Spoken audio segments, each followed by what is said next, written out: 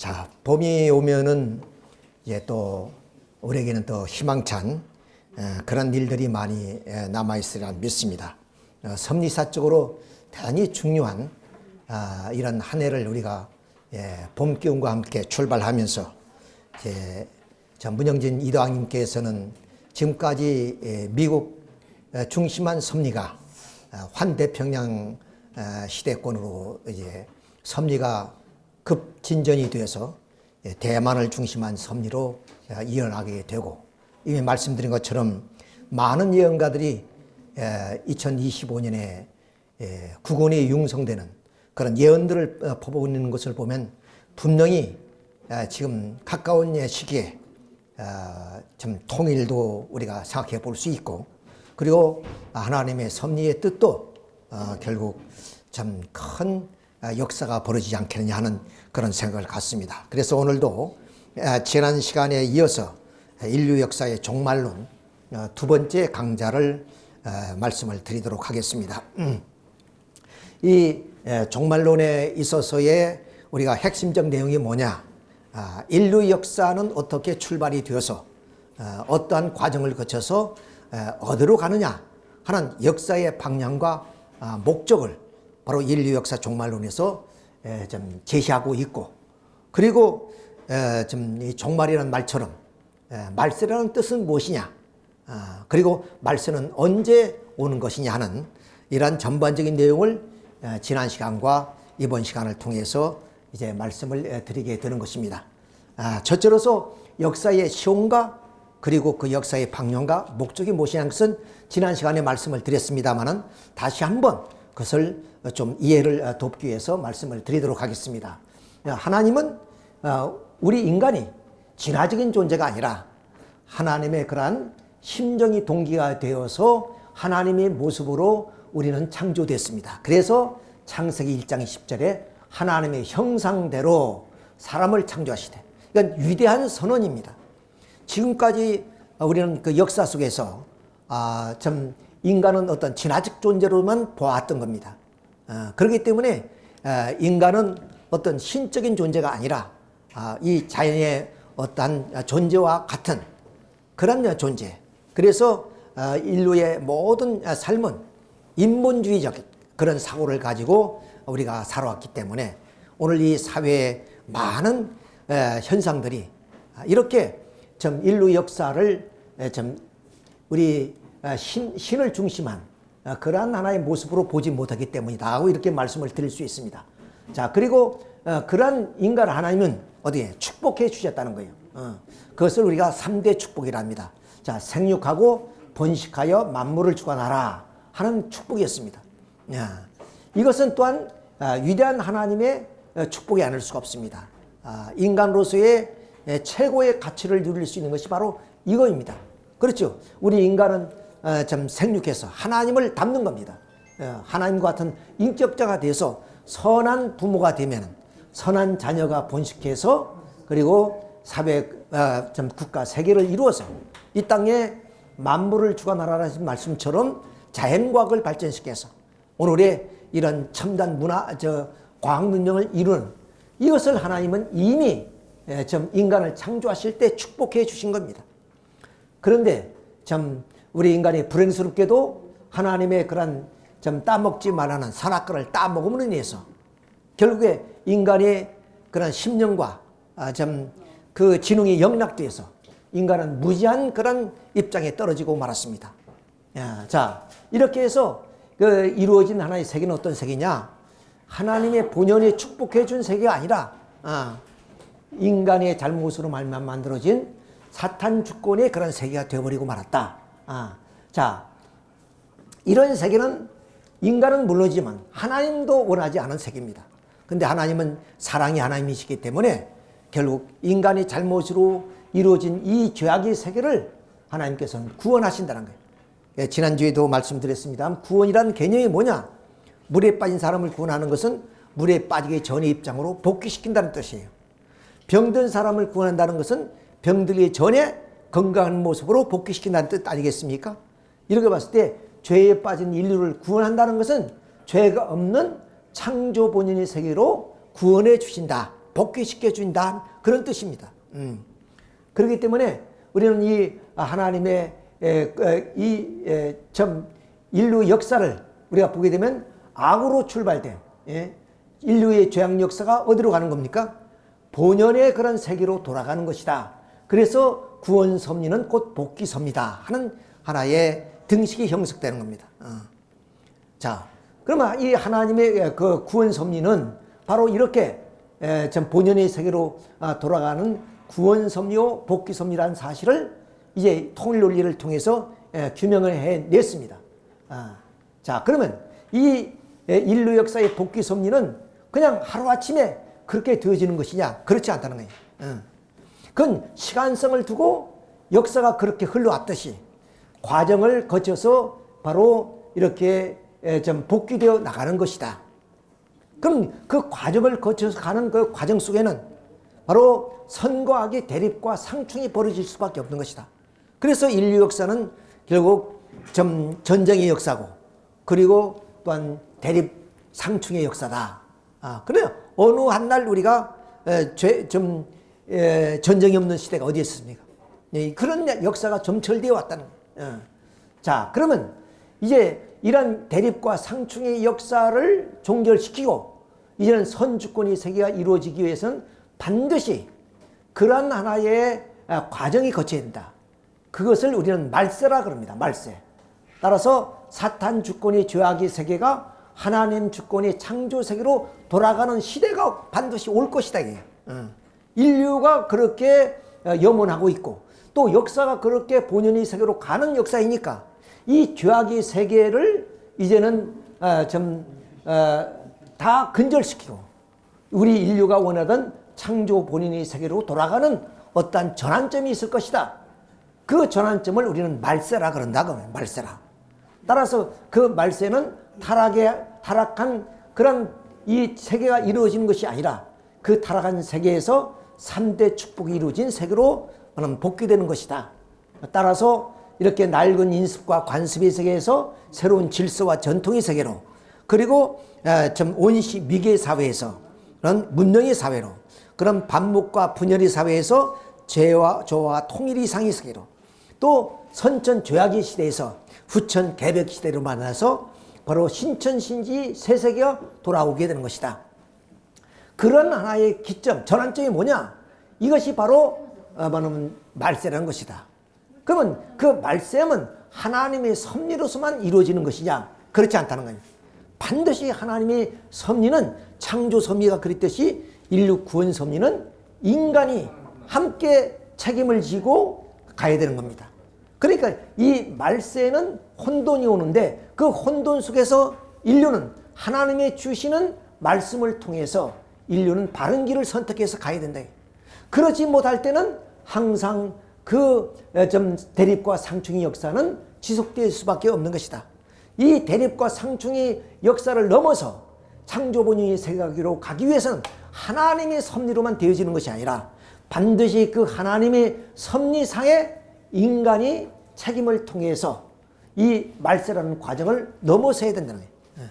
그럴 때 우리는 이상의 세계가 돌아가게 되는 것이다 하는 것을 우리는 여기서 알 수가 있는 것입니다. 자, 그러면 그런 말세가 이미 지난 시간에 말씀드린 여러 번 역사 속에 나타났다는 거예요. 자, 그럼 그 과정을 한번 봅시다. 하나님의 창조 이상은 하나님의 인간을 창조하시고 소생, 장성, 완성이라는 섭리적인 이런 창조의 궤도를 통해서 완성하게 되는 겁니다. 우리 인간도 태어나서 어린 유아에서부터 그리고 청년 시절, 장년 시절에서 인간이 성숙하고 그리고 인생을 살아가는 거 아니겠습니까? 그것처럼 우리 인간의 본래 창조 이상은 이렇게 소생 단계, 장성 단계, 완성 단계를 거쳐서 온전한 하나님처럼 온전한 인간이 되는 겁니다.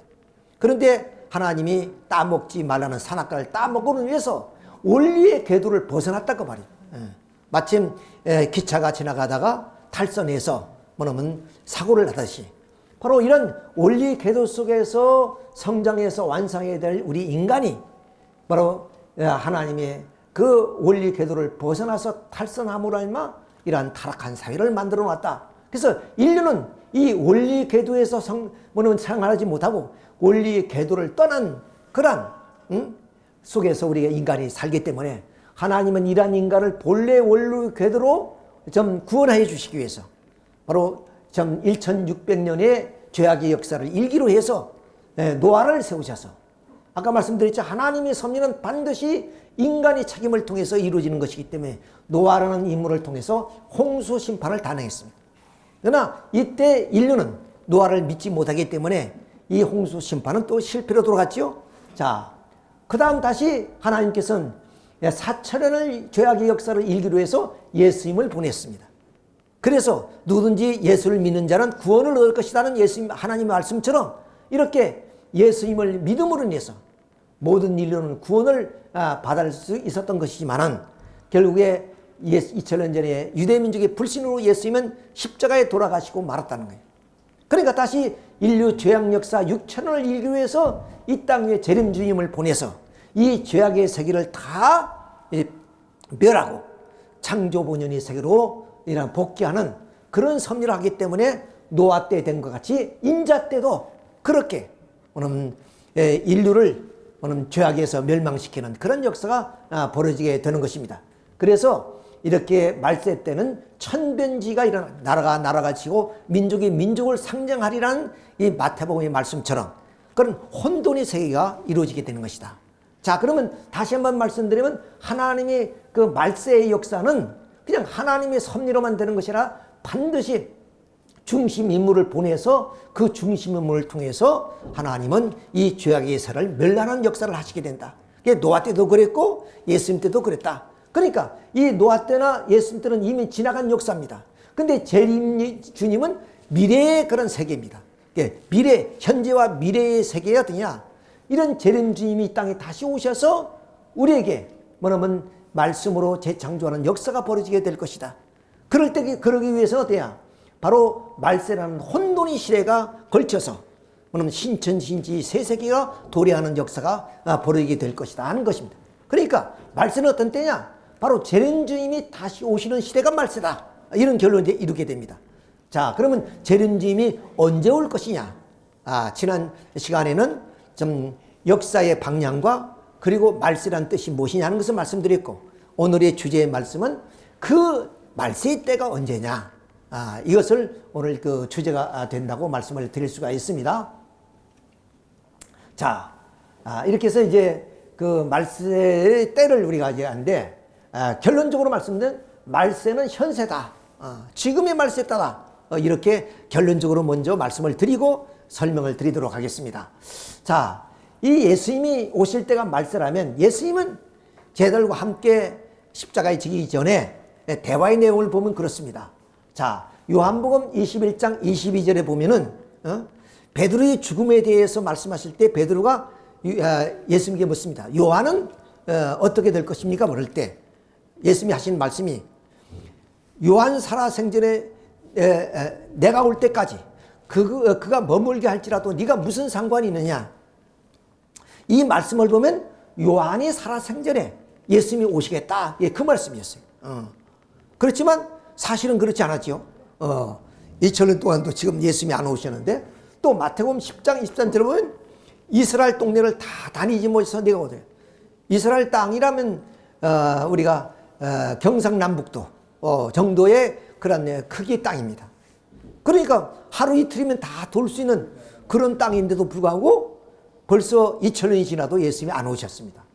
또 마태복음 16장 28절에 여기 서 있는 사람 가운데 내가 오는 것을 볼 자도 있느니라 그랬습니다. 그러니까 그 예수님 당대의 제자들 그 시대의 예수님이 다시 오시겠다.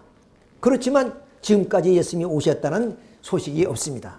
자, 이것을 볼 때 이 말씀은 바로 미래의 어떤 때를 통해서 주시는 말씀이다 하는 것을 우리가 알 수 있습니다. 자, 그런데 예수님이 또 하시는 말씀이 마태복음 24장 30절은 무화과 나무의 비유를 배우라. 그 가지가 연해지고 잎사귀를 나면 여름이 가까운 줄 아느니. 여름이 언제인가 이렇게 우리가 기다릴 것이 아니라 무화과가 뭐는 싹을 틔고 그리고 또한 꽃을 피우고 열매를 맺는 거 보면 여름이 언제쯤 올 것이다 알 수 있는 것처럼 때가 있을 것이다. 내가 올 때 때가 있을 것이다. 그 때를 어떻게 하냐. 다시 말씀드리는데 마태복음 16장에 보면 예수께 대답하여 가라사대 너희가 저녁에 하늘이 붉으면 날이 좋겠다 하고 아침에 하늘이 붓고 흐리면 오르는 날이 굳겠다 하니 너희가 천기를 분별을 할 줄 알면서 시대의 표적을 분별할 수 없느냐.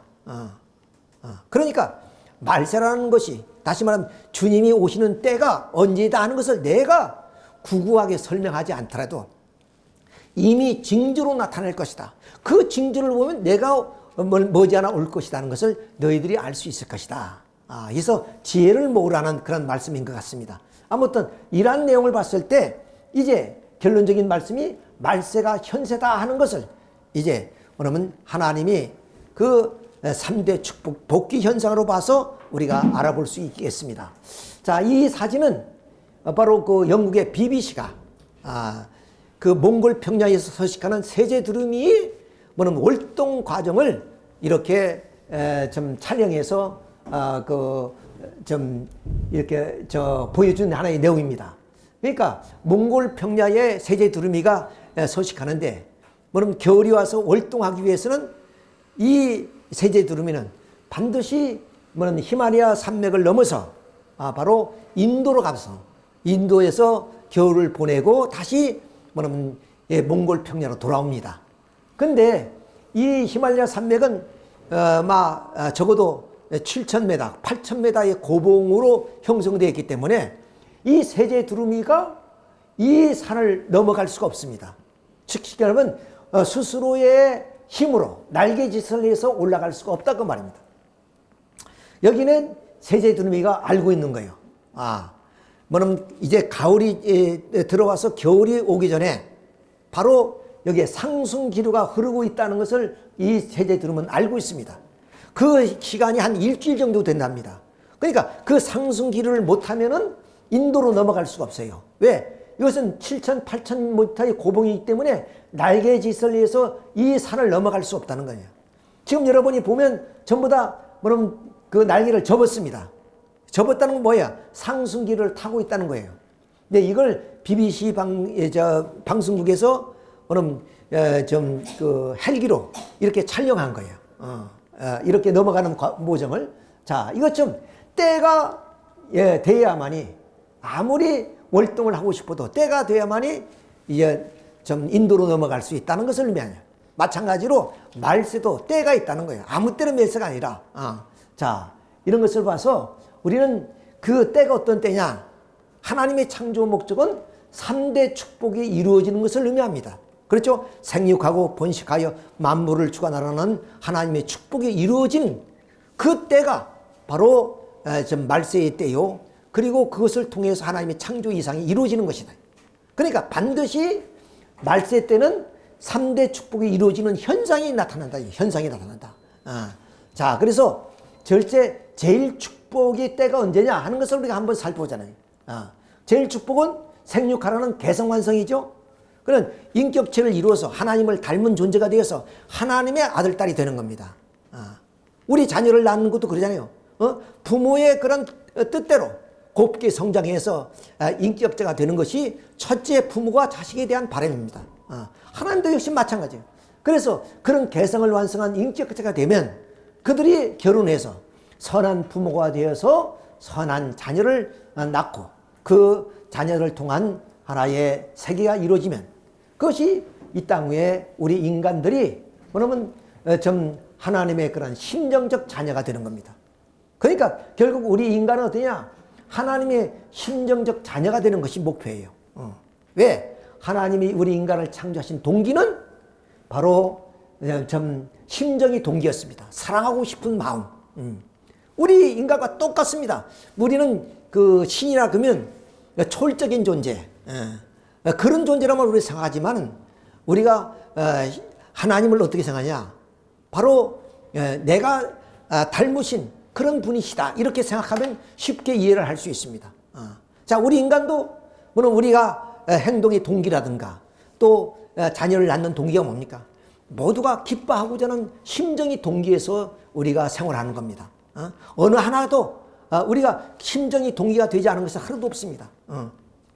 내가 뭐 불행하고 싶어서 뭐냐면 생활하는 사람이 어디 있습니까? 다 기쁘고 행복하기 위해서 내가 살아가는 거예요.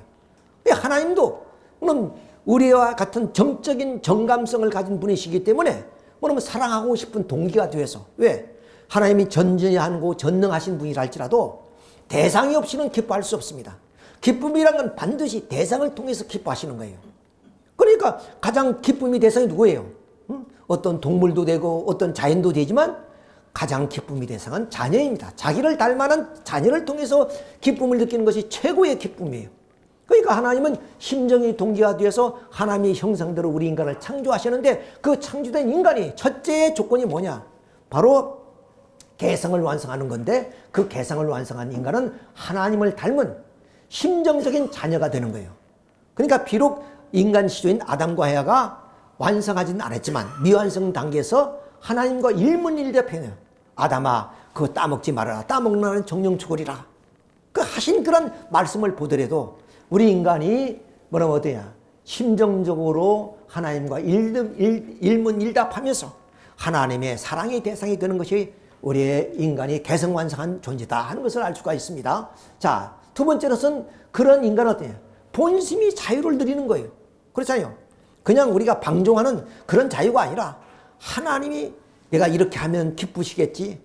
하나님의 기쁨을 위해서 내가 먹고 자고 내가 행동하고 그런 본심의 자유에 의해서 움직이는 그런 자유, 방종이 아니라 그런 자유를 누리는 그런 인간이 되는 거예요. 그 다음 셋째로서는 창조본의 가치를 누리는 거죠. 그러니까 우리 창조본의 가치란 것이 좀 너무나 좀 크게 우리가 좀 생각해 볼 수 있는데 그걸 간단하게 정리하면 어디냐? 하나님의 자녀이기 때문에 하나님적 가치를 갖는 거예요. 우리 그렇잖아요. 우리 자녀에게 뭐 주고 싶은 몽땅 다 주고 싶어요. 어떤 거예요? 부모의 것 다 주고도 더 주고 싶은 것이 자녀에 대한 부모의 심정입니다. 그렇잖아요. 그러니까 문선명 선생님 뭐라고 얘기하느냐? 참사랑이라는 것은 주고 또 주고도 잊어버리는 것이래. 내가 얼마 주었으니까 너 나에게 얼마만큼 보답해야 된다. 이렇게 해서 사랑하는 그런 부모는 없다는 거예요. 주고도 또 주고 싶은 것이 부모이고 또 그것이 부족하다고 느끼는 것이 부모의 마음이다. 그러니까 하나님이 우리 인간을 창조하시고 우리 인간에게 어떤 가치를 부여했겠습니까? 하나님 이상의 가치를 주셨다. 그 다음 두 번째로서는 유일무이한 개성체로 우리는 창조했습니다. 오늘 80억 인류가 살고 있지만 80억 인류가 똑같은 사람 아무도 없습니다. 그렇기 때문에 한 사람이 아픔과 고통을 당하면 그 한 사람을 통해서 하나님은 슬픔을 느낀다는 거예요. 그런 유일무이한 존재로. 그 다음 우리 인간은 이 세상을 주고도 바꿀 수 없는 천주적인 가치를 주셨다는 거예요.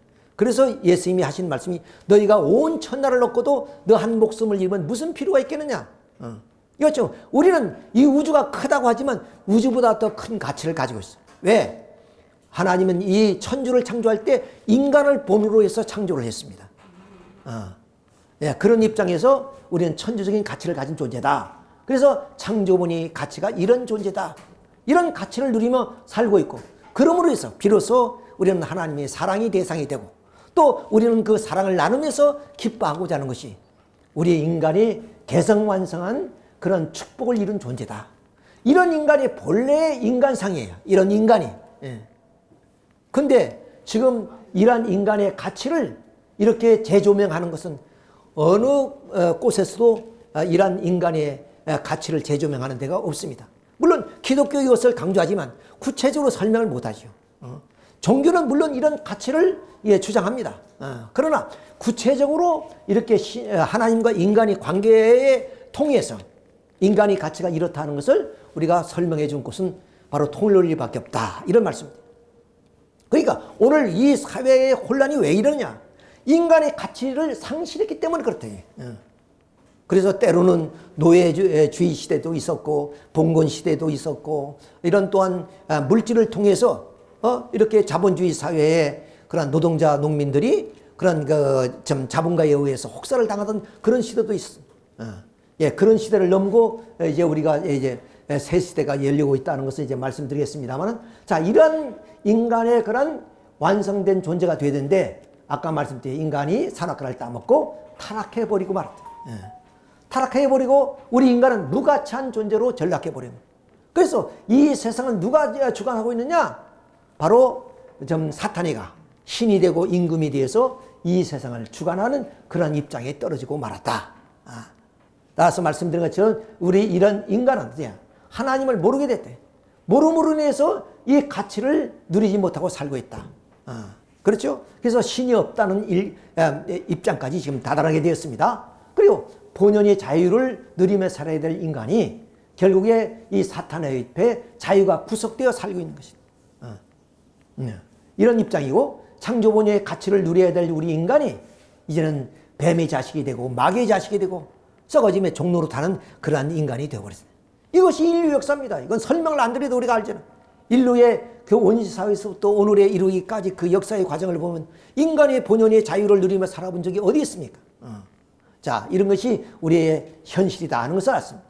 그리고 우리는 이런 본연의 사랑을 통해서 사랑을 이제 하나님께 돌리고 사랑을 나누며 살아야 될 때 개인주의와 이기주의와 극치에 이른 오늘 상황에 이렇게 됩니다. 이런 속에서 살고 있는 게 우리의 현실이다.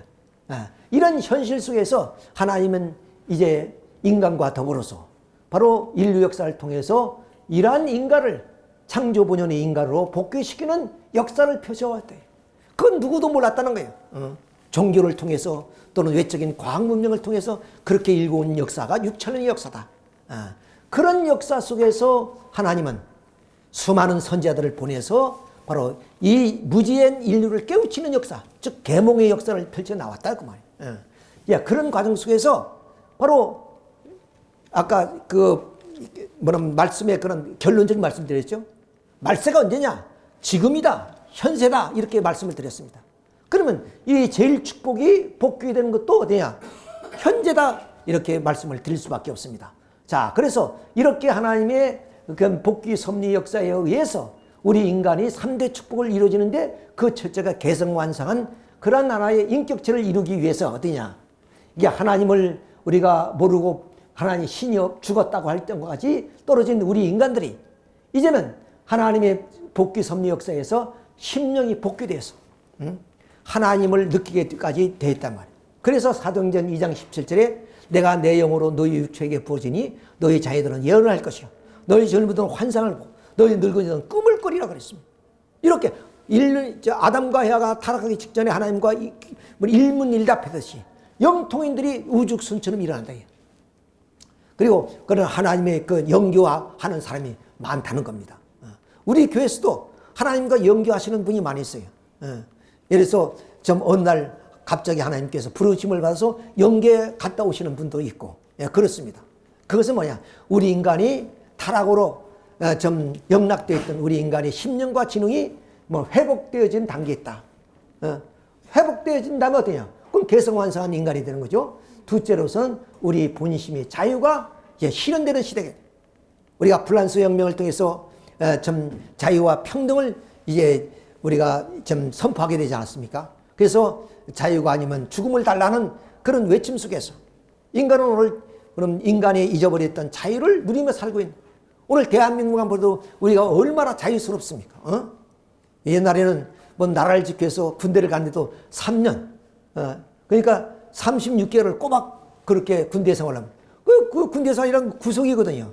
물론 국가의 임무이기 때문에 당연히 임무를 해야 되지만 어떻든 간에 우리의 삶을 구속하는 것이 그런 하나의 공동체가 군대였다. 그런데 지금은 20개월 정도 단축해서. 왜? 나라를 지켜야 자유가 보장되기 때문에. 그렇게 우리 또 남녀 자유로운 삶을 영위할 수 있도록. 우리 어머니 시대, 우리 저희는 이제 그 누님 시대까지는 어떠냐? 그야말로 모르게 남존여비 사상이 팽배했어요. 그러니까 여자들은 거슬러 올라가면 조선시대 사람이 아니었어요. 사람. 그러니까 오죽하면 여자는 삼종지례, 부모에게 순종하고 남편에게 순종하고 심지어는 아들에게까지도 순종해 살아야 된다. 그렇게 했어요. 왜냐면 남자들은 부인이 죽으면 또 세장가도 가지만 여자는 오히려 가문을 빛내기 위해서 순교를 해야 된다. 뭐 이런 것까지 모두가 구속되어 있던 그 삶 속에서 오늘처럼 자유로운 시대가 어디 있어요? 이런 자유가 지금 회복되었다는 거예요. 그 다음 또 우리가 가치적인 봤을 때 민주주의 사회에 고조돼 가지고 그야말로 우리 개성이라든가 또 남녀 평등이라든가 또는 이런 인권 문제가 오늘처럼 그렇게 우리가 누리며 사는 시대가 어디 있습니까? 우리가 여자가 약하다고 해서 함부로 건졌다는 지금 큰일 나지요. 그런 시대요. 그만큼 그 남녀 평등의 시대요. 그리고 남녀가 가치를 누리면서 살아갈 수 있는 그런 시대에 왔다. 그다음 본성의 사랑이 회복되었다. 박애주의 사상으로 인해서 결국에 사회주의 사회 동포주의 모든 인류는 흑백 피부색을 가리지 않고 모두가 형제 자매다. 그러니 서로 사랑해야 된다. 그래서 2차 대전이 끝나자 약속 국가들을 다 해방시키고 그들을 유엔에 가입해서 뭐냐면 적군이 들어오면 같이 물리쳐주고 그 대표적인 것이 대한민국 아니에요. 북한군이 쳐들어오니까 그래 물론 미국을 위시한 유엔군이 와가지고 이 나라를 도와주는 이것이 뭐냐? 바로 좀 형제간에 또 전 세계 모든 인류는 한 형제 자매라는 거. 피부색이 다르고 좀 언어가 다르고 그런 생활 문화가 다를지라도 모든 인류는 한 하나님의 아들 딸이다. 그런 입장에서의 그런 본연의 사랑이 좀 실현되어지는 그런 시대. 이런 시대이기 때문에 바로 지금이 바로 말세다. 이렇게 우리가 표현될 수 있게 현세가 말세다 하는 것은 아닙니다. 말세라면 좀 긴장이 돼야 됩니다. 자, 말세는 아까 말씀드린 재림주님이 오시는 때예요. 그리고 어디야? 낡은 시대가 그런 낡은 시대가 다 사라지고 새로운 질서의 세계로 이루어지는 그런 시대예요. 그리고 신천신지가 이루어지는 그런 시대다. 그리고 어디야? 말세라면 그야말로 좀 긴장하지 않을 수 없대. 그런 시대가 도래했다. 이렇게 두 번째 제2축복 전성으로 봤을 때 3대 축복인 바로 자녀 번식이 실현되는 그런 때이다. 원래 우리 인간은 하나님의 그런 심정의 상속자가 되어서 하나님이 동하면 같이 동하고 하나님이 정하면 같이 정할 수 있는 하나님의 효자 효녀로서 우리가 살아야 되는 거예요. 그것이 바로 4대 심정권입니다. 그러니까 그것은 부모의 심정, 부부의 심정, 자녀의 심정, 형제의 심정. 우리가 가장 행복한 사람이 어떤 사람이냐? 나도 고향을 떠나서 살아보니까 그림이 뭐냐? 형제의 그림. 또 정든 고향 땅에 그런 이웃들의 그리움이 지금 새록새록 느껴집니다. 나이가 들어서 철이 드는 것 같습니다. 이제요. 다 그걸 느낄 거예요. 그러니까 그러한 형제, 자매, 부모 관계의 사랑이 정입니다. 정. 그것을 우리는 4대 심정권이라고 해요. 자, 부모의 심정, 부부의 심정, 자녀의 심정, 형제의 심정. 이 4대 심정권이. 그것을 이룬 사람이 가장 행복한 사람이에요, 사실. 우리가 지금 먹고 사는 것이 지금 목매어 지금 내 문제로 달려있지 않습니다. 웬만하면 다 그건 해결돼요. 하루만 일해도 우리는 일주일 내지 그러면 열흘은 먹을 수 있는 그런 노래에 좀 불을 누릴 수 있는 그런 사회가 아닙니까? 자, 이런 것을 봤을 때 바로 이런 4대 심정과 3대 왕권. 왕은 뭐냐? 그것은 부모님을 왕처럼 우리가 모시는 거예요. 그걸 이제 왕이라 그래요. 왕관을 쓰고 나라를 다스리는 그런 왕이 아니라 그런 심정 속에는 너야 부모님 왕처럼 그렇게 생각이 되진다. 그 다음, 뭐냐면 아내는 이제 남편은 아내를 그렇게 왕처럼 모시는 거예요. 또 자녀를 그 귀하게 왕자로 모시는 거예요. 그렇게 된다. 심정의 세계는 다 귀한 존재란 말이야. 귀한 존재. 그런 3대 왕권이 이루어지는 가정, 이걸 의미하는 겁니다. 지금 3대 왕권이라는 것이. 그러면 어떻게 해요? 대가족주의가 되는 거죠. 핵가족이 아니라 대가족주의가 되는. 그런 one family under God, 한 하나님 아래 한 형제. 그것이 인류의 평화의 하나의 시초가 되는 것입니다. 자, 이렇게 이루어진 세계는 어디예요? 자유와 평등이 부과되어지는 그런 하나의 사회. 그래서 공생, 공령, 공의. 공생이란 것은 뭐냐면 우리 함께 생존한다는 거예요. 공령이란 함께 번영을 누린다. 또 공의란 건 함께 윤리와 도덕을 지키면서 질서 있는 사회를 만들어간 그런 사회의 세계가 어떠냐? 그것이 심정 문화의 세계다. 함께 좀 이웃이 아프면 같이 아픔을 느끼는 그런 심정. 부모가 아파하면 같이 자식이 아파하는 심정. 우리가 자녀를 키워보면 그러잖아요. 자녀가 아플 때는 차라리 내가 아팠으면 좋을 것 같아요. 대신. 그것이 자녀에 대한 심정이에요. 부모의 심정이에요. 그런 심정이 공유되어지는 그런 가정, 그런 사회. 이것이 바로 하나님이 주관하는 선주권의 세계다. 이것이 본래의 이상적 가정의 상황입니다. 사회적 그런 이상이에요.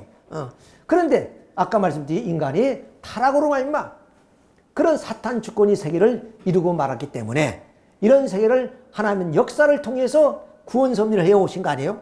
그래서 긴 6천원의 섭리를 통해서 우리 타락한 인간을 구원하는 역사를 펼쳐 나오시는데 이제 말세를 통해서 본래의 우리의 창조본의 가치가 실현되는 그런 때가 왔다. 가정적으로나 사회적으로 국가적으로 그렇다 그래요. 자, 그러면 이런 타락한 세계에 분열과 투쟁이 없다면 이 세계는 영속할 수밖에 없습니다. 그러니까 반드시 이 전쟁이란 것은 왜 인간의 이해관계에서만 이루어지는 것이 아닙니다. 그건 하나님의 섭리입니다. 그렇잖아요. 죄악의 세계가 그대로 있다면 분열도 없고 투쟁도 없다면 그 죄악의 세계는 영원할 수밖에 없잖아요. 그런데 이 세계 속에서는 반드시 분열이 생기게 되어 있습니다. 전쟁이 일어날 수밖에 없어요. 그래서 내 개인의 마음과 몸의 그런 상쟁 그리고 가정의 그런 문제 이런 것이 이루어질 수밖에 없다. 그래서 하나는 문화권 발전사로 통해서 이렇게 문화권의 발전 통해서 우리가 인류의 이상이 이루어지고 하나는 국가흥망사 저 전쟁을 통해서 하나의 이상이 실현되는 그런 역사가 6천년 동안 이루어졌다 그 말입니다. 그래서 문화권의 발전사를 보면 이미 지난 시간에 말씀을 내가 드렸습니다마는 바로 좀 이 작은 약한 문화권, 강한 문화권을 흡수 융합해서 오늘 4대 문화권 또 기독교 문화권 융합되어지는 단계에 왔다. 그 다음 국가 흥망사를 보면 개인에서부터 가정, 국가, 세계가 이렇게 투쟁과 분열을 통해서 점점 그 범위가 넓어진 자. 그렇잖아요. 우리의 과거는 뭐냐면 부족 간의 싸움, 국가 간의 싸움에서 많은 분열 상황이 일어나는데 2차 대전 이후에는 어떤 현상입니까? 바로 이념을 중심한 공산권과 민주권이 뭐냐면 딱 분열이 돼서 그렇게 싸웠던 거 아니에요. 그래서 문선명 총재님을 통해서 결국에 이 고르바초프가 개방 계획을 통해서 공산주의를 이제 내려놓고 이제 뭐냐면 민주의 세계로서의 러시아가 이제 돌아왔지요. 그런 하나의 통일의 세계로 이어지는 것도 이렇게 하나의 분열과 투쟁을 통한 하나의 분열 속에서 통일로 이어지게 되는 것이다. 이렇게 보는 겁니다.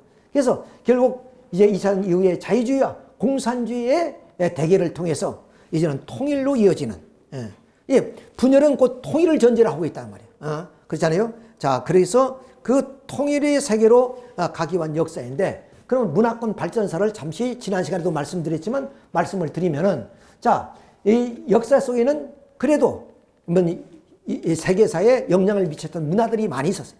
그걸 역사가들은 21개 내지 26개의 문화권이 있었다 그래요. 그렇죠? 뭐 남미의 그런 그 문화, 우리 아시아의 문화권, 서양의 문화, 인도의 문화 이런 거 많이 있잖아요.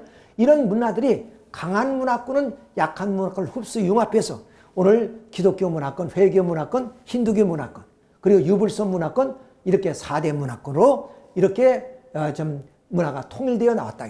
이것은 다시 강한 문화권인 기독교 문화권으로 이렇게 통일되어 나왔다. 그럼 이 기독교 사상은 어떤 사상이냐? 바로 참부모 사상입니다. 참부모 사상. 그냥 우리가 좀 이제 불교나 기타 어떤 종교처럼 복받기 위해서 그런 하나의 종교가 아니라 물론 복 받는 것이지만 어떻게 복 받느냐?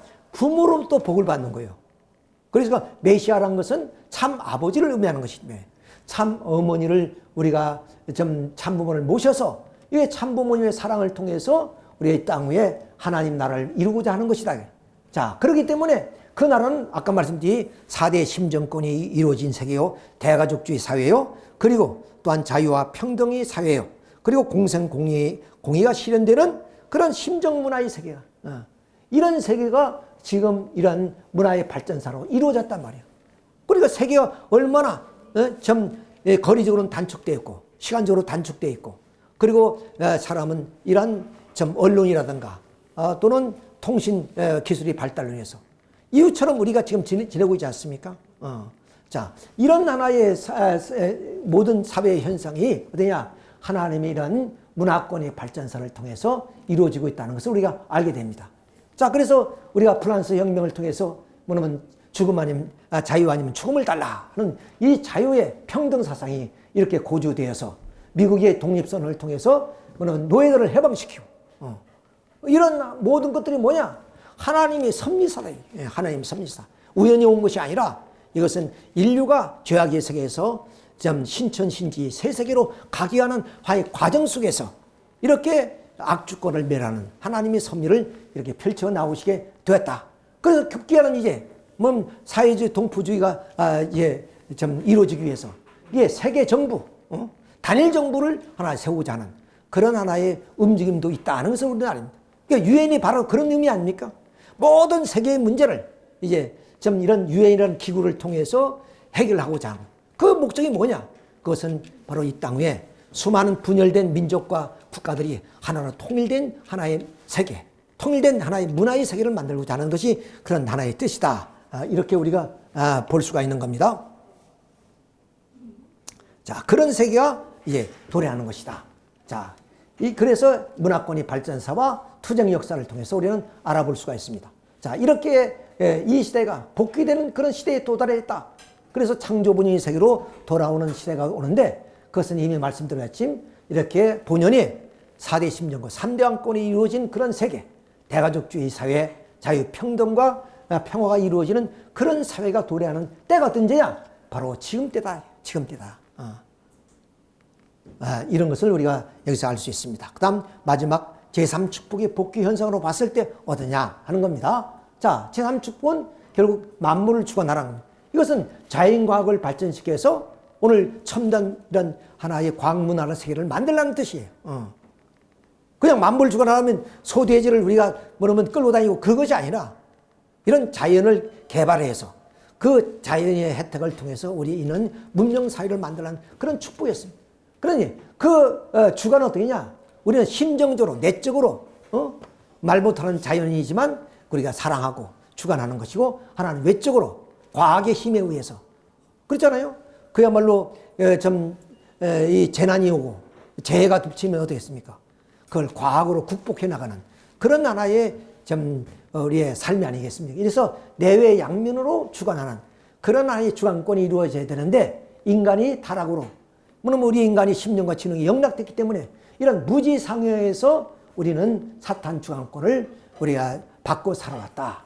이런 세계에서 하나님은 이제 이렇게 하나님의 심정을 체로하지 못하니까 지혜를 얻지 못하죠. 그러니까 과거의 역사를 보면 원시사회에서 출발했대요. 원시사회. 그 짐승처럼 그렇게 살았어요.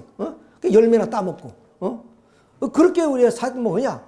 우리 본래의 우리 인간의 심령과 지능이 뭐냐면 이제 하나님처럼 높아졌다면 그때 일시의 아담 시대에 과학이 발달했을 것이다. 그러나 인간이 타락으로 심령과 지능이 영락됐기 때문에 무지한 입장에서 우리 인간은 어디야? 원시적인 삶을 살아갈 수밖에 없었다. 또 외적으로 어떻게냐? 말씀드렸지. 미개한 인간으로 영락돼 버렸다.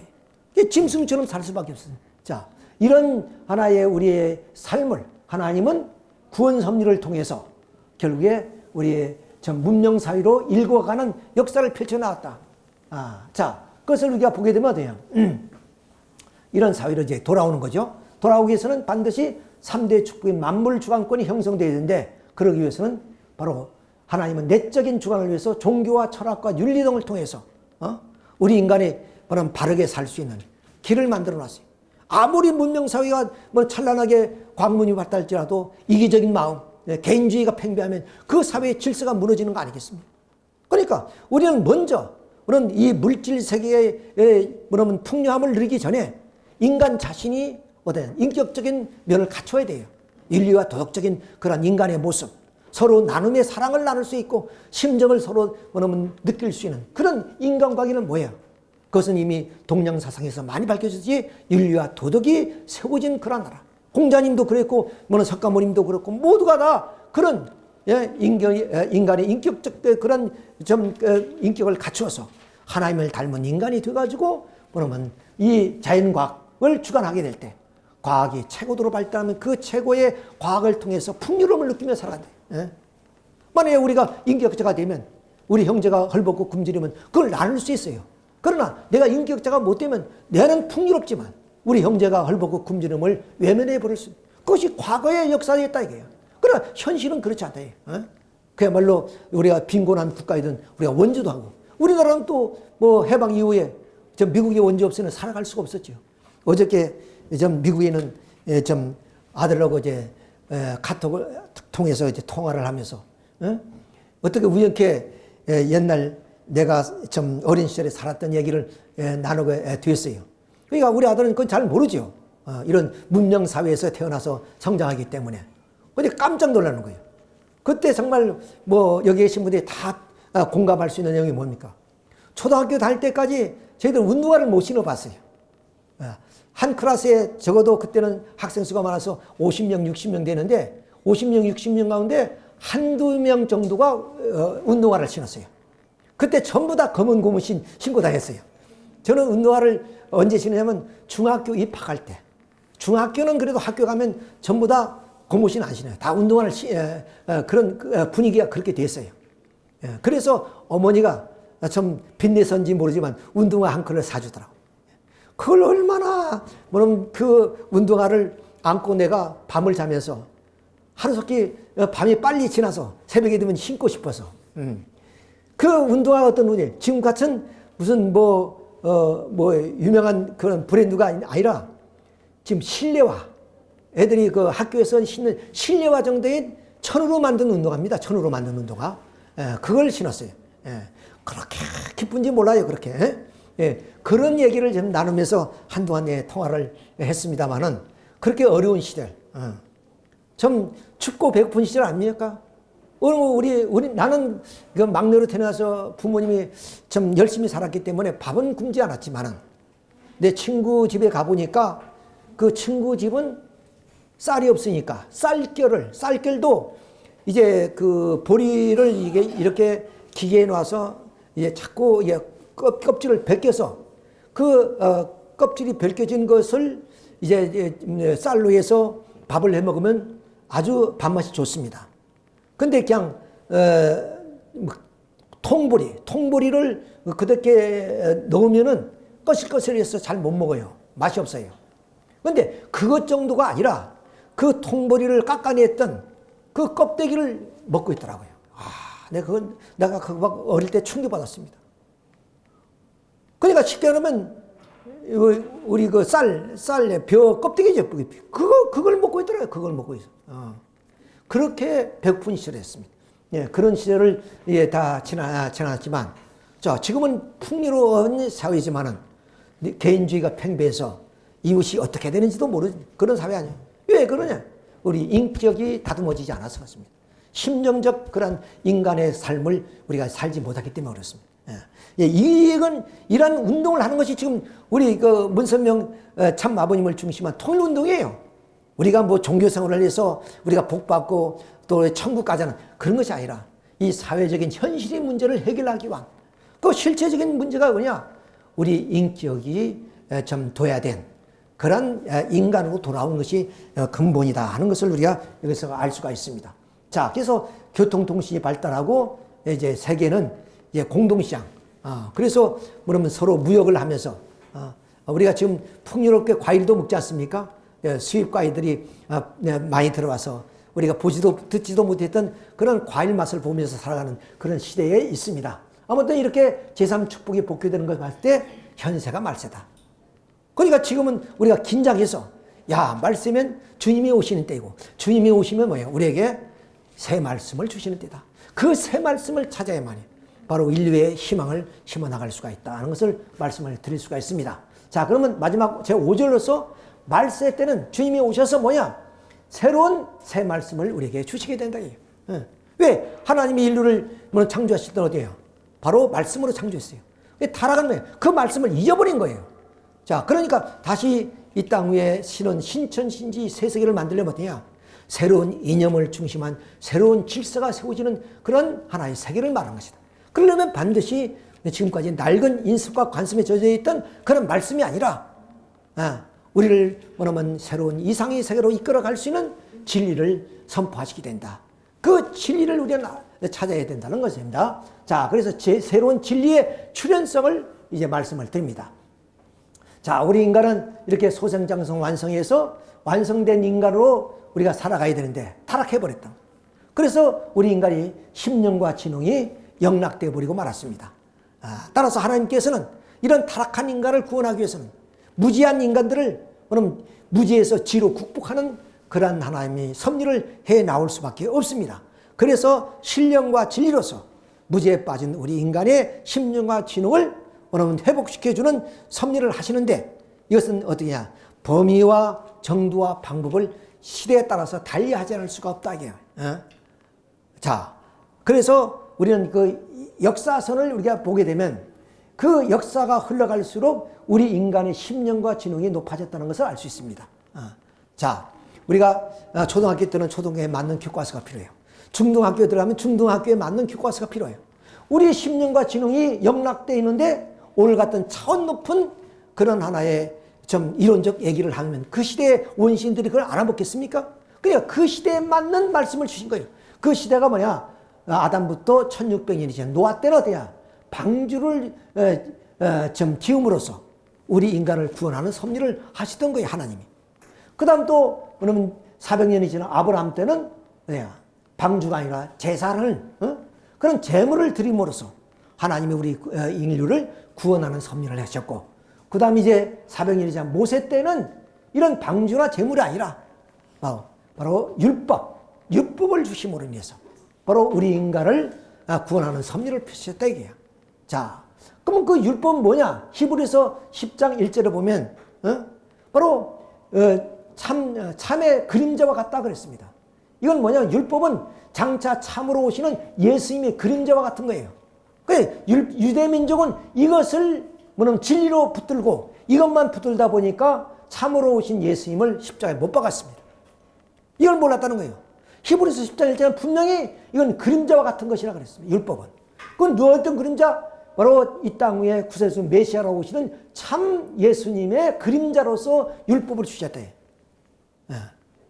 그러나 예수님을 알지 못하고 십자가에 못 박고 그랬다. 그래서 예수님도 그랬습니다. 나는 좀 율법을 온전케 하러 왔나라. 근데 유대민족은 예수님을 메시아로 율법 때문에 믿지 못했던 거예요. 자, 그 예수님이 이 땅에 오셔서 바로 우리 인류에게 복음을 주심으로 우리 인류를 무지에서 깨우치는 섭리를 하신 거 아니겠습니까?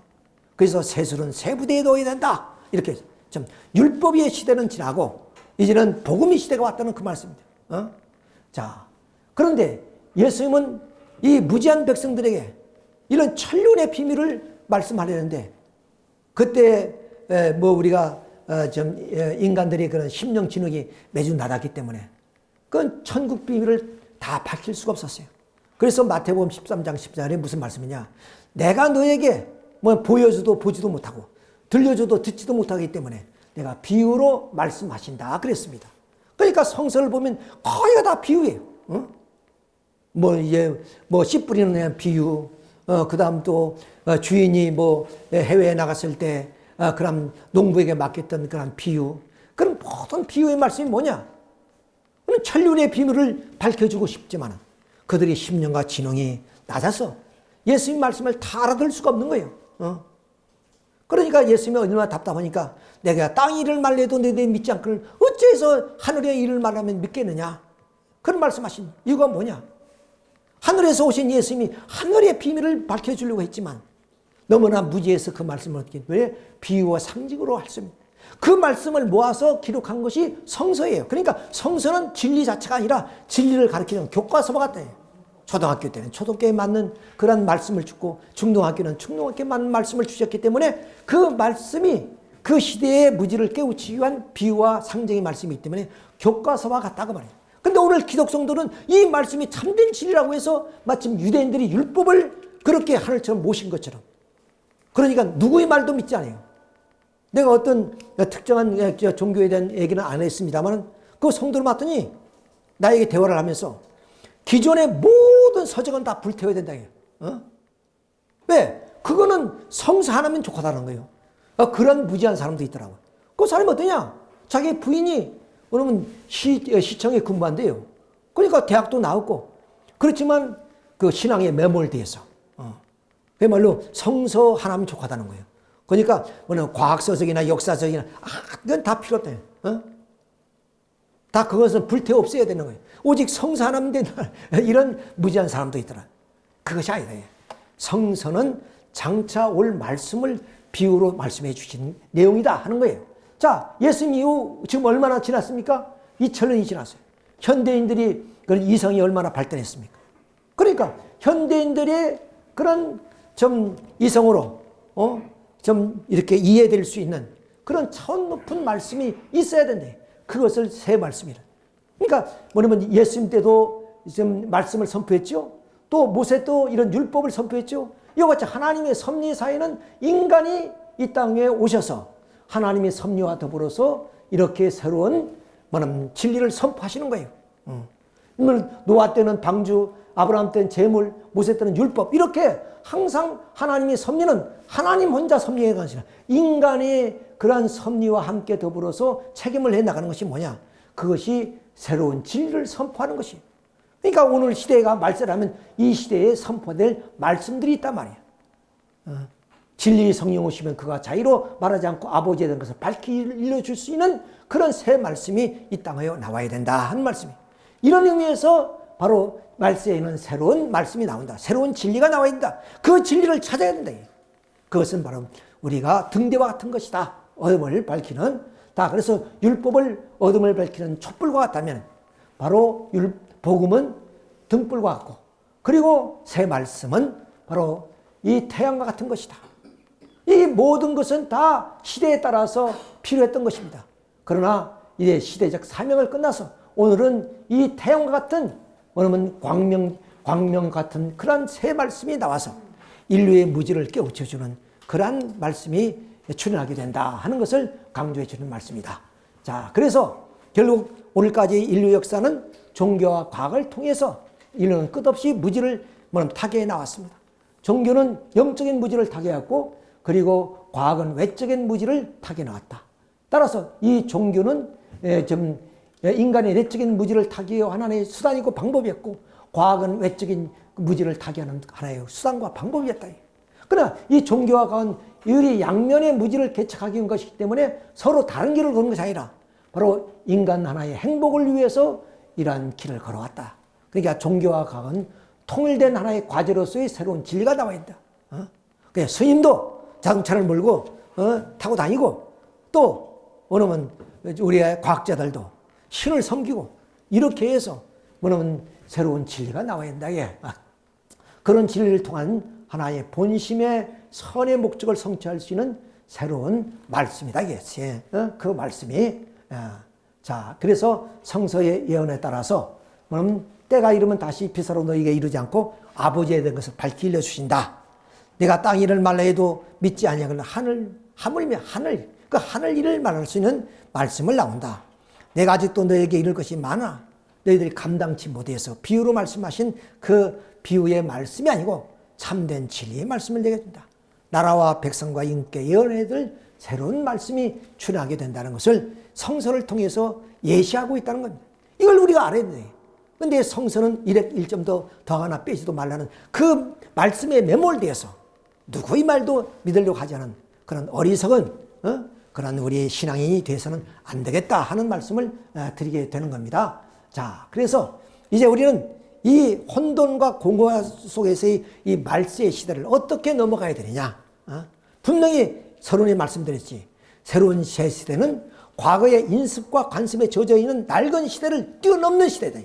근데 그 뛰어넘는 시대가, 낡은 시대가 딱 끝나고 새로운 역사가 스타트되어서 출발하는 것이 아닙니다. 반드시 역사를 보면 낡은 시대 속에서 새로운 역사가 잉태되어 나왔다 그 말이에요. 그렇잖아요. 그러니까 많은 선지자들이 핍박과 박해를 받아온 거예요. 자, 그래서 낡은 시대가 끝나고 새로운 시대가 이렇게 시작되는 것이 아니라 낡은 시대의 그 관념과 습관 속에서 새로운 시대가 고통 속에 태어나게 되는 것이다.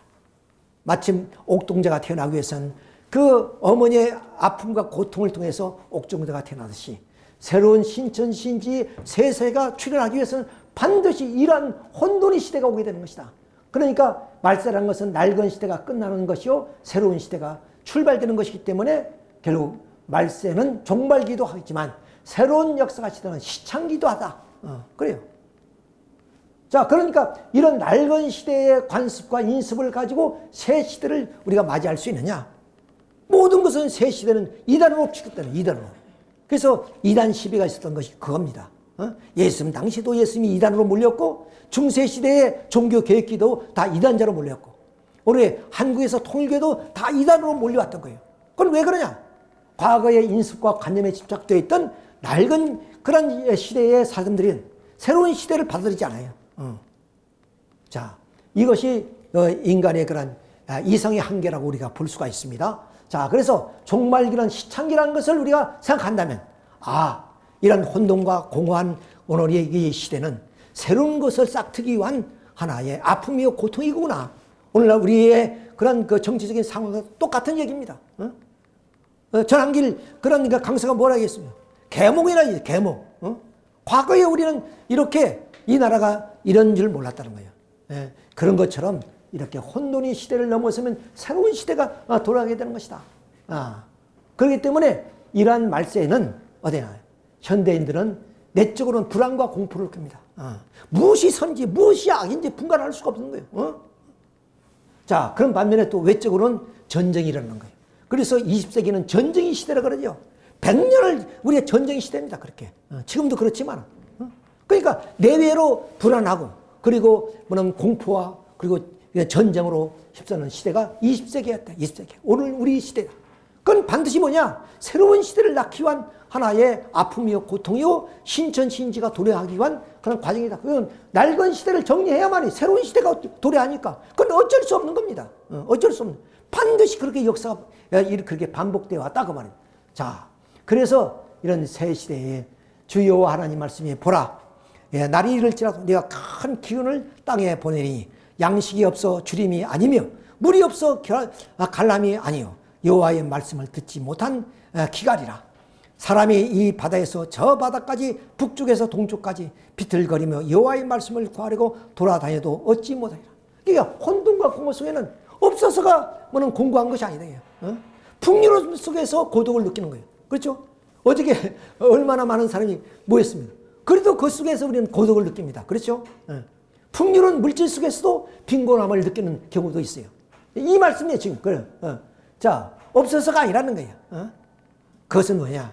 우리가 우리의 마음을 안정시켜주고 우리의 앞길을 희망으로 심어줄 수 있는 진리의 말씀이 없어서 그렇다. 그 말씀을 우리는 찾아야 된다. 자, 그러기 위해서는 어떠냐? 바로 새 역사의 중심을 찾아야 돼. 중심. 위대한 지도자, 스승을 찾아야 돼. 참된 주승을 찾아야 돼. 자, 그러기 위해서는 낡은 시대의 환경에서 집착되지 말고 그래서 새 시대의 섭리를 따라가야 된다.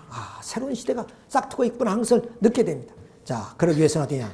새 역사의 동참자가 되기 위해서는 우리의 마음으로 우리가 기도하고 또 몸으로는 심령에 호응하는 그런 하나의 신앙운동을 통해서 우리가 새로운 진리를 찾아 나가야 된다. 그것이 뭐냐면 우리의 창조해 주신 하나님 아버지, 그 하나님을 우리가 알고 믿고 모실 때 그것이 복된 삶이 될 것이다 하는 것을 우리가 여기서 알 수가 있습니다. 자, 그러면 통일사관을 말씀했어요. 어저께 지난주에는 역사의 사관에 대해서 쭉 설명하는데 이 통일사관이 이렇다는 것을 통일사관은 복귀섭리 역사라는 것을 말겠죠. 자, 그것을 이제 구체적으로 알아봅시다. 이제 결론적으로 말씀. 역사의 시원이 뭐냐? 인간의 창조와 타락이다. 원래 창조로 갔으면 이런 종말이라든가 역사의 끝남이 없지요. 그런데 창조한 인간이 타락으로 말미암아 역사가 출발했기 때문에 타락의 역사를 종말을 짓고 새로운 역사가 출발하기 위해서는 이 역사의 시효는 창조와 타락이다. 인류의 시조는 한 사람부터 출발했다. 아담에서부터 출발됐다. 물질이 진화되어서 된 것이 아니라 역사의 방향은 어디야?